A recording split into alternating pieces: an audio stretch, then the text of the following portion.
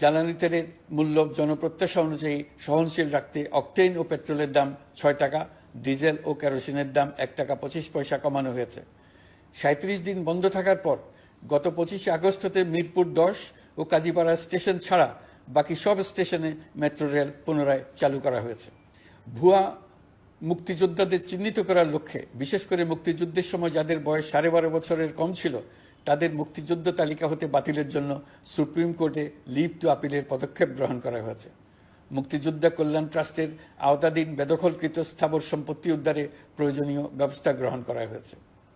গৃহায়ন ও গণপূর্ত মন্ত্রণালয় কর্তৃক গৃহীত বরিশাল, রংপুর, ময়মনসিংহ উন্নয়ন কর্তৃপক্ষ আইন এর খসড়া তৈরির কার্যক্রম নেওয়া হয়েছে। পূর্বাচল নতুন শহর প্রকল্প, ঢাকার আশেপাশে স্যাটেলাইট সিটি নির্মাণের রোডম্যাপ চূড়ান্তকরণের উদ্যোগ নেওয়া হয়েছে। বিধি বহির্ভূত প্রদত্ত প্লট ও ফ্ল্যাটের বরাদ্দ বাতিলের উদ্যোগ নেওয়া হয়েছে। প্রিয় দেশবাসী, আপনাদের আমাদের সন্তানদের জন্য একটি গণতান্ত্রিক বাংলাদেশের রূপরেখা তৈরি করতে আমরা দৃঢ় প্রতিজ্ঞ।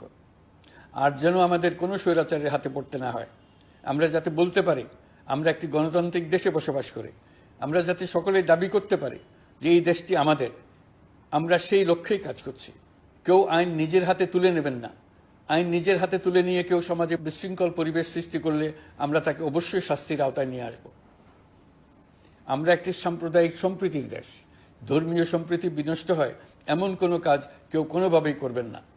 অতীতে শুধুমাত্র আওয়ামী মতাদর্শী না হওয়ার কারণে 28তম থেকে 42তম বিসিএস পর্যন্ত বিপিএসসি কর্তৃক সুপারিশকৃত অনেক প্রার্থী নিয়োগ বঞ্চিত হয়েছেন। 8ই আগস্ট পরবর্তী সময়ে এর মধ্যে এদের 259 জনকে নিয়োগ দেওয়া হয়েছে। মাঠ প্রশাসনকে জনবান্ধব এবং দুর্নীতিমুক্ত জবাবদিহিমূলকভাবে গড়ে তোলার জন্য সব ধরনের উদ্যোগ নেওয়া হয়েছে। সরকারি কর্মচারীদের বাধ্যতামূলকভাবে সম্পদ বিবরণী দাখিলের নির্দেশ দেওয়া হয়েছে এবং এটা প্রতি বছর তাদেরকে করতে হবে। ধ্বংস হয়ে পড়া একটা জনপ্রশাসনকে নিয়ে যাত্রা শুরু করেছি। মন্ত্রণালয়গুলোর উচ্চতম পদে যারা নিয়োজিত ছিলেন তারা অনেকে দায়িত্ব ছেড়ে চলে গেছেন কিংবা পদে থাকলেও সহকর্মীদের চাপের মুখে কাজ করতে পারছিলেন না, বাধ্য হয়ে পদত্যাগ করেছেন।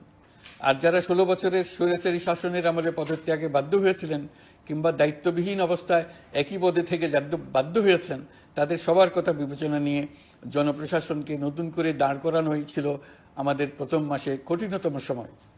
আবার সকল সমস্যার সমাধান করে একটি নতুন জনপ্রশাসন কাঠামো দাঁড় করাতে পেরেছি, এটাই আমাদের প্রথম মাসের সবচেয়ে বড় অর্জন।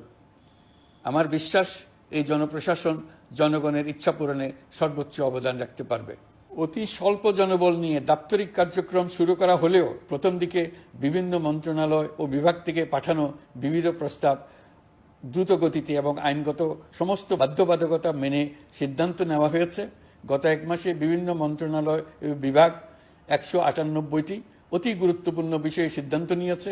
জনপ্রশাসনের 135 জন অতিরিক্ত সচিব, 227 জন যুগ্ম সচিব এবং 120 জন উপসচিবকে পদোন্নতি প্রদান করা হয়েছে। 59টি জেলার জেলা প্রশাসককে প্রত্যাহার করা হয়েছে এবং নতুন 59 জন জেলা প্রশাসককে নিয়োগ দেওয়া হয়েছে। 67 জন কর্মকর্তার চুক্তিভিত্তিক নিয়োগ বাতিল করা হয়েছে।